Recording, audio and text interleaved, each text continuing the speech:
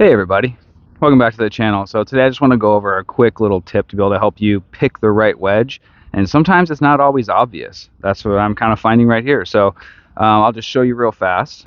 So right here we've got a rough lie, and it's actually pretty wet, which is shocking in Arizona this time of the year, but there's some standing water right there and it's in the shade. So there's a couple big kind of things to really factor in. So I'm going to show you this pin placement in just a second. Okay, so again, we're going to this front pin, and one of the things I started doing right away is I grabbed my lob wedge, which kind of usually makes sense to me.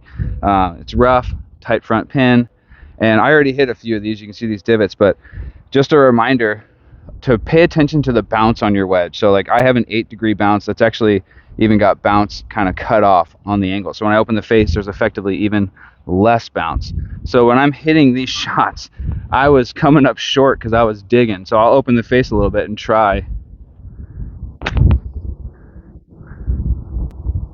And a little bit short. And that's actually one of the better ones I hit because I'm very aware of how much this is actually going to dig. I mean, you can just see the mud there. So look at your wedges and know what kind of bounce that you have, because bounce is absolutely your friend, especially in wet, soft conditions.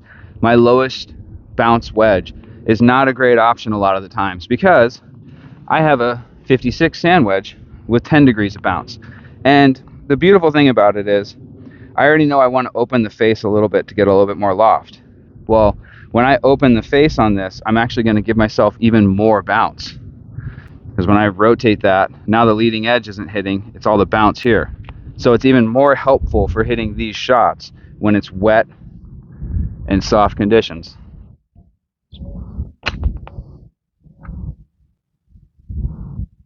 And that just like glided through the grass. That didn't want to dig at all.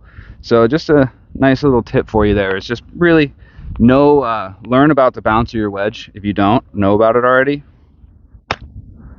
And more importantly, God, that felt good, what its purpose is. Like, you want to grab a wedge with more bounce if you're hitting on soft, wet conditions all the time. If you're hitting on like really hard pan dirt, then you actually want to grab your wedge with the least amount of bounce because you don't want to ricochet off the dirt. I hope that makes sense, and I hope that was helpful.